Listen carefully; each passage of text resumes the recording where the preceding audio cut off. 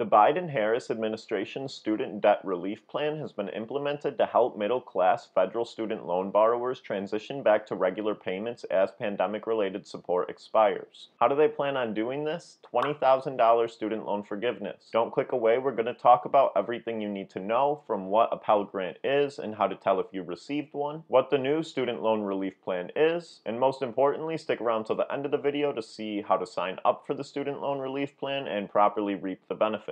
As reported by the White House, the cost of attending college has skyrocketed, with federal support lagging immensely. Although the average annual cost of attending a four-year university has eclipsed $22,000, Pell Grant opportunities have been hovering around $6,000 a year. A federal Pell Grant, unlike a loan, does not have to be repaid and is generally offered to undergraduate students who are in exceptional need of financial assistance and have yet to receive a bachelor's degree or higher. Pell Grants are almost always offered to students who report income under $60,000 annually, with 66% of that share going to students earning less than $30,000. This really all depends on your income and how you filed your taxes a year prior to receiving the Pell Grant. If you filed as a dependent, your guardian or parent may have earned more than that $60,000 threshold, rendering you ineligible to receive the Pell Grant. Maybe the next year you now filed as single and you were only making $35,000 a year while attending school. With that being the case, you very well may have received the Pell Grant the following year. Still not sure if you received one? The Pell Grant eligibility is determined by information provided on your free application for student aid, or FAFSA. Furthermore, you would have continued to reapply every year in order to receive federal student aid and Pell Grant awards. When your school processes your FAFSA form, they decide whether you were eligible for a Pell Grant and how much you should receive. This amount is reflected on your bill, labeled Pell Grant. This is important to differentiate between whether you received a Pell Grant or non-Pell Grant aid, because Pell Grant recipients are eligible for up to $20,000 in student loan relief, while non-Pell Grant recipients may only receive up to $10,000. Now we're getting into the good stuff. The Student Loan Relief Plan can be broken down into three main parts. The first part being a final extension of the Student Loan Repayment Pause. The repayment pause has gone into effect automatically and is extended through December 31st of this year, 2022, with payments set to resume in January 2023. All your ducks should be in a row before the beginning of next year, because I would not plan on this getting extended again. Part 2 of the Student Loan Relief Plan provides targeted debt relief to help borrowers who have the highest chance of defaulting. The U.S. Department of Education believes this can be done by offering two solutions. If and only if you were a Pell Grant recipient and your loans are held by the U.S. Department of Education, they will provide up to $20,000 in debt cancellation. For those unlucky borrowers who did not receive Pell Grants, you were only eligible for up to $10,000 in debt cancellation. And for both options, however, this is important. In order to be considered eligible, your income must be below $125,000 annually if you filed taxes individually, and less than $250,000 for household. Now, you may be eligible to have all of your student loans forgiven if you are a military service member or are employed by a nonprofit or federal, state, tribal, or local governments. This is done through the Public Service Loan Forgiveness Program. It's important that if you've looked into this in the past and you were not eligible, that you go onto the website and look into it again right after this video ends. The link will be in the description. You'll be going to pslf.gov for more information, and the reason that it's so time sensitive is because there's recently been time-limited changes that waive certain eligibility requirements. Again, very important you go do this right after the video, as these time-sensitive eligibility requirements expire at the end of October of this year. Alright, now we're shifting back to everyone, not just public servants. In order to receive loan forgiveness, you need to do one thing. You must supply the U.S. Department of Education with your income data, most likely in the form of a W-2 or Form IT-201, but this is not yet specified. To do this, you must complete an application, which the U.S. Department of Education will make available by early October. If you would like to be notified when this application is made available, you can sign up at the Department of Education subscription page, which will also be linked below. The U.S. Department of Ed already has relevant income information for about 8 million borrowers, and these individuals will receive relief automatically, but it's better to be safe than sorry, and I think you should file an application anyway. The Department of Ed also encourages this. Borrowers are advised to apply before November 15th in order to receive payment before the pause expires. You know as well as I do how these things work and you should apply as soon as possible. And for those wondering, the Department of Education will continue processing applications as they are received even after the payment pause expires on December 31st. And the question that's on everyone's minds, once the application goes through, it'll take about 4 to 6 weeks before you see that loan relief. Part 3 of the plan looks towards the future and hopes that the student loan system can be made more manageable for borrowers. It sounds like this has yet to be finalized, but the Biden-Harris administration is proposing a rule to implement a new income-driven repayment plan with the goal to substantially reduce monthly payments. Ideally, this ruling would require borrowers to pay no more than 5% of their discretionary income monthly on undergraduate loans, raise the amount of income that is considered non-discretionary income and therefore is protected from repayment, forgive loan balances after 10 years of payments for borrowers with loan balances of $20,000 or less, and cover the borrower's unpaid monthly interest so that unlike other existing income-driven repayment plans, no borrower's loan balance will grow as long as they make their monthly payments on time. Remember, this is still all very early in the works, and you should be consistently checking back in with studentaid.gov for any updates, questions, or concerns that you may have. If you have any additional questions about this process, please leave them in the comments below. Hopefully I can help you work through them. If anything significant changes, of course I'll be releasing an update video so I can keep you guys all in the know. As always, I'm Patrick Zimmerman. Thank you for your time, and have a nice day.